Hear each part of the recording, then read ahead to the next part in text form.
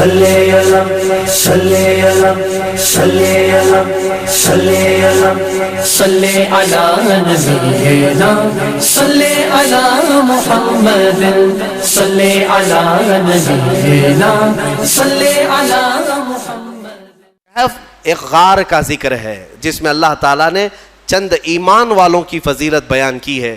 عیسیٰ علیہ السلام کے زمانے کے 300 سال بعد، آپ کو آسمانوں سے اوپر اٹھا لیے جانے کے 300 سال بعد لوگوں میں عقیدہ بگڑ گیا تھا۔ ایک بادشاہ آیا تھا جس کا نام دقیانوس تھا، اور وہ ظالم تھا، اور وہ لوگوں کا عقیدہ بدل رہا تھا، اور یہاں تک کہ وہ اپنے لیے سجدہ کرواتا، اپنی خدائی کا اعلان کر رہا تھا، یا پھر بتوں کی پرستی شروع ہو گئی۔ لیکن اس زمانے میں لوگ ڈر کے مارے گھر واپسی کرنے کی بات جیسے ہو رہی ہے ویسے ہی بادشاہ اپنے پیسوں کے بلبوتے ان کو یہ کہلاتے کہ تمہارا دین الگ ہے، تم الگ دین میں آئے تھے، واپس آ جاؤ۔ دھرم پریورتن بدل رہا تھا، کئی بدل چکے تھے۔ پیسوں کے لیے کچھ لوگ بدلتے ہیں، طاقت کے لیے کچھ لوگ بدلتے ہیں، ڈر سے کچھ لوگ بدلتے ہیں، لیکن جو اللہ والے ہیں وہ ہر زمانے میں قائم رہتے ہیں۔ بادشاہ کے کچھ وزیروں میں لوگ تھے جن کی تعداد 7 اور بعض روایتوں میں 8، اللہ بہتر جانتا ہے ان کی تعداد کتنی تھی۔ یہ الگ الگ لوگ تھے، یہ ایمان والے لوگ تھے جو اللہ پر ایمان رکھتے اور آخرت پر ایمان۔ اب وہاں جو ذکر کرتا اسے مار دیا جاتا۔ تو ان لوگوں نے ایک دن مشورہ کیا کہ اس شہر کو چھوڑ کر ہم دور چلے جاتے ہیں، اپنے ایمان کی حفاظت کریں۔ اب یہاں ایمان بچانا بہت مشکل ہو گیا ہے، ورنہ بادشاہ کے سامنے سر جھکانا پڑے گا، شرک اور کفر کرنا پڑے گا، ہم چلتے ہیں شہر سے باہر۔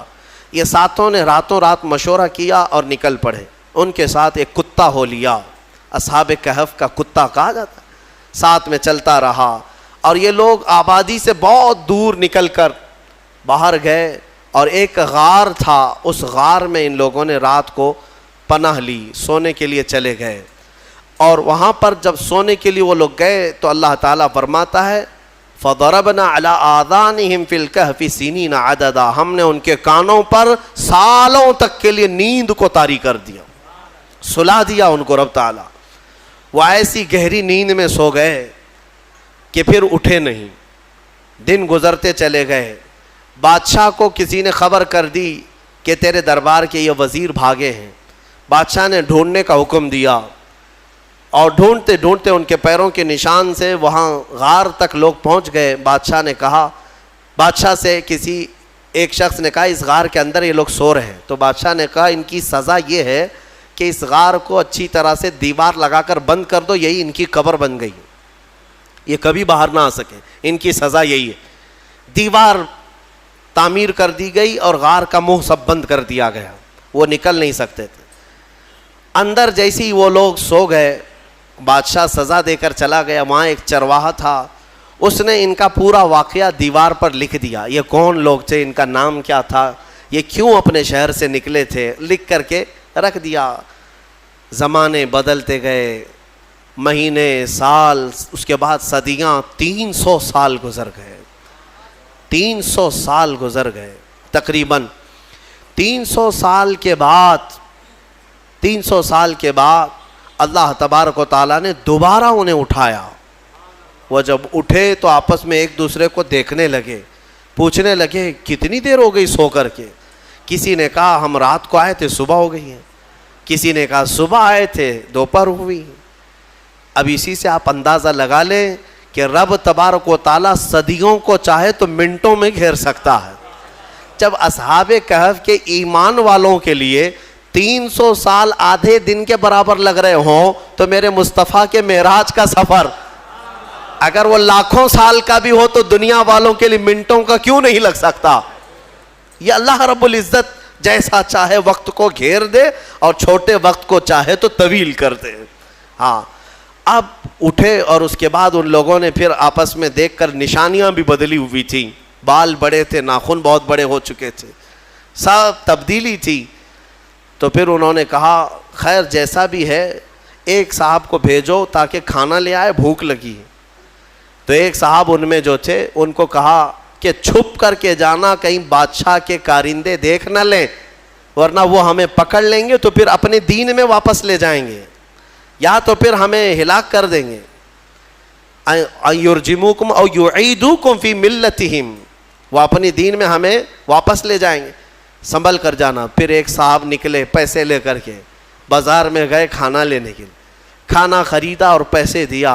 ارے 300 سال پہلے کا سکہ تھا، کتنی بادشاہتیں آئی گئی. دکان والے نے دیکھا اور کہا یہ کیا دے رہے ہو؟ کہا پیسہ دے رہے ہیں. کہا یہ پیسے کہاں سے تمہیں ملے؟ کہا یہ ہمارے اپنے پیسے ہیں.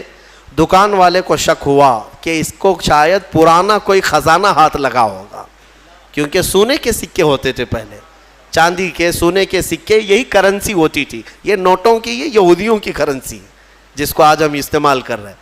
اصل جو کرنسی تھی وہ سونے اور چاندی کی ہوا کرتی. تو پھر دکان والے نے اس صاحب کو جو اصحاب کہف میں ہیں دکان پر ہی کھڑا کیا اور اندر سے جا کر کے بادشاہ کی پولیس کو خبر کر دیا. اس وقت جو بادشاہ تھا اس کا نام بیدروس تھا، وہ ایمان والا تھا اور وہ اللہ کی بارگاہ میں دعا کر رہا تھا. روز دعا کرتا تھا کہ اے مولا میری قوم گمراہ ہو رہی ہے، یا آخرت پر یقین نہیں کر رہی ہے، مرنے کے بعد دوبارہ زندہ ہونے پر یقین نہیں کر رہی ہے، تو کوئی ایسی نشانی دکھا دے کہ ان کا عقیدہ مضبوط ہو جائے. ہاں، بادشاہ کی دعا پر اللہ تبارک و تعالیٰ نے دوبارہ ان کو زندہ کیا ہے. تو بیدروس کے پاس جب یہ خبر پہنچی کہ ایسا ایسا ایک شخص آیا ہے جو پرانے زمانے کے سکے لے آیا ہے، تو بادشاہ نے اپنی فوج کو ساتھ کر دیا کہ جاؤ اس شخص کے ساتھ، یہ کہاں سے آیا. جب یہ کھانا لینے آئے ہوئے صاحب نکل کر کے واپس پوری فوج کے ساتھ غار آ رہے تھے، تو اصحاب کہف نے کہا ہمارا ساتھی پکڑا گیا اور بادشاہ کی فوج آ رہی ہے ہمیں گرفتار کرنے. لیکن جو آئے وہ لوگ، ان لوگوں کو دیکھا تو سارے لوگوں نے اللہ کی بارگاہ میں سجدہ ریز ہو گئے. کہا اصحاب کہف کے بارے میں ان لوگوں نے سن رکھا تھا کہ کچھ لوگ ایسے تھے جو بادشاہ سے اپنا ایمان بچا کر چلے گئے تھے اور غار ان کے لیے قبر بنا دی گئی تھی، اور آج غار کھلا ہے اور اس میں یہ لوگ زندہ سلامت بیٹھے ہوئے 300 سال کے بعد زندہ سلامت بیٹھے. تو بادشاہ نے اپنی پوری قوم کو بلایا اور کہا کہ دیکھو وہ رب قدیر 300 سال کے بعد جب کسی کو بیدار کر سکتا ہے تو ہر انسان کو موت کے بعد دوبارہ زندہ ضرور فرمائے گا. عقیدہ آخرت کو زندہ کیا. اب اصحاب کہف دوبارہ اپنی غار میں گئے، کھانے ہونے کا مسئلہ تو ختم، اور دوبارہ ان کو نیند لگ گئی. اللہ نے پھر ان کو گہری نیند میں سلا دیا. جیسی ہی وہ سو گئے تو اصحاب کہف کا کتا بھی اسی طرح زندہ ہوا، اسی طرح پھر سویا. اب جو بیدروس تھا اس نے دیوار پھر سے بنا دی اور ان کا پورا واقعہ لکھا اور وہاں ایک مسجد بنائی، اور مسجد بنا کر وہ ڈیٹ، وہ جو دن تھا جس دن وہ اٹھے تھے، اس دن کو یادگار کے طور پر سارے لوگوں کو اعلان کیا کہ سال میں جب یہ دن آئے گا سب یہاں جمع ہوں گے اور اللہ کی عبادت کریں گے. اسی سے تو عرس کی شرعی حیثیت بھی ثابت ہوتی ہے. اولیاء اکرام کے عرس ہم جو مناتے ہیں قرآن پاک میں موجود ہے. اصحاب کہف جس دن سوئے جس دن اٹھے وہ تاریخ لکھ دی گئی. بہرحال اب اصحاب کہف کو دوبارہ جب اندر رکھا گیا تھا تو سونے کے تابوت بنائے تھے بادشاہ نے. یہ بیدروس نے سونے کے جنازے تابوت بنا کر اس میں ان کو لٹایا اور اندر رکھا. ایک ہی دن کے بعد وہ بادشاہ کے خواب میں آئے اور کہنے لگے کہ ہم دنیا سے بھاگ کر کے یہاں آئے اور تو دنیا ہمارے پاس لایا ہے، فوراً ہمیں اس سونے اور چاندی سے الگ کر. پھر دوبارہ ان کا غار کھولا گیا، پھر وہ سونے کے تابوت سے انہیں نکالا گیا اور پھر صاف مٹی میں انہیں سلایا گیا. یعنی میرے عزیزو اندازہ کرو ان 7 لوگوں کے بارے میں کہیں قرآن میں یہ نہیں ہے کہ وہ نبی ہیں، وہ شہید ہیں، وہ صدیق ہیں، نہیں، بلکہ مولا فرماتا ہے وہ 7 نوجوان تھے جنہوں نے اپنا ایمان بادشاہ سے بچا کر اللہ پر یقین کر کے غار میں پناہ لی. تو اللہ نے ان کا تصرف اور طاقت اتنی عطا کی کہ ان کی سونے کے بعد بھی وہ جس کے خواب میں جائیں چلے جائیں اور 300 سال بعد جب چاہیں بیدار ہو جائیں. اب جن کے بارے میں صاف ثابت ہے کہ امت مصطفیٰ کی یہ اولیاء ہیں، صدیق ہیں، شہید ہیں، تو کیا وہ اپنی قبروں میں زندہ نہیں ہو سکتے؟ اور اگر صدیق شہید زندہ ہیں تو میرا مصطفیٰ بھی اپنی قبر میں زندہ ہے۔ رسول پاک صلی اللہ علیہ وسلم کی زندگی پاک کو کیا سمجھ سکتے؟ اصحاب کہف کا یہ جو واقعہ ہے یہ قرآن پاک میں بیان کیا گیا۔ عزیزان گرامی، اب بھی اصحاب کہف اپنی غار میں سو رہے ہیں، اب بھی سو رہے ہیں، یہاں تک کہ حدیث میں ہے ہر عاشوراء کی محرم کی تاریخ کو، یعنی 10ویں محرم کو وہ کروٹ بھی بدلتے ہیں۔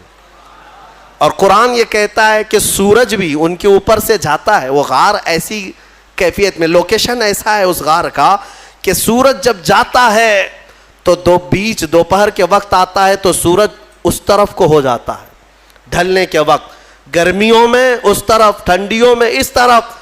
اور مولا تعالیٰ قرآن میں فرماتا ہے کہ اللہ تعالیٰ نے ہر موسم کی سختی سے ان کو محفوظ رکھا ہے۔ سورہ کہف میں دوسرے صفحے میں آپ پڑھ لیں، سورج کی تپش سے، بارش کی سڑن سے، ٹھنڈیوں کے گلانے سے اللہ ان کی حفاظت فرمایا۔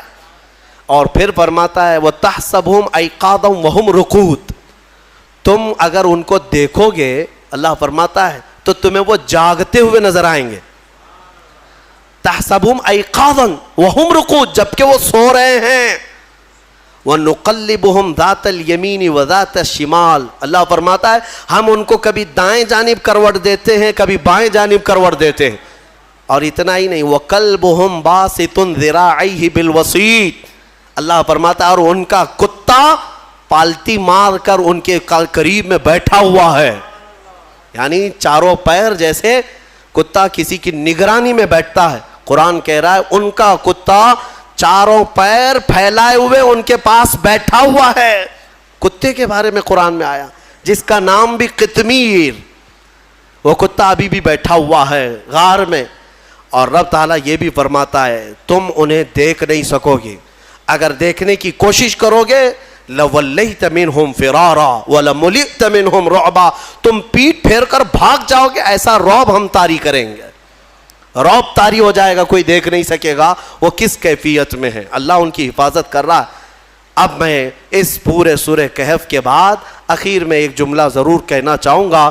عزیزان گرامی، اصحاب کہف ایمان والے تھے، ایمان والے تھے اور اللہ تعالیٰ کے محبوب بندے تھے، لیکن کتا کون سے ایمان والا ہے؟ کتا کون ہے؟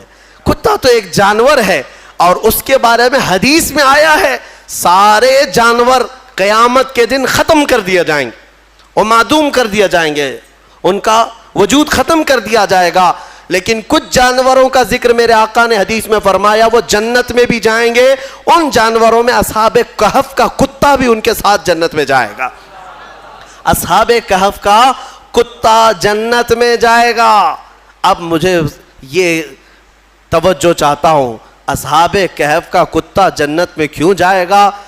اس لیے میرے عزیزو ہے کتا، لیکن تھا اللہ والوں کے ساتھ۔ تھا کس کے ساتھ؟ اللہ والوں کے ساتھ تھا۔ اسی لیے کہتے ہیں اولیاء اکرام کے دامن سے جو چیز لگ جاتی ہے وہ بھی نسبت سے بڑی محترم ہو جاتی ہے۔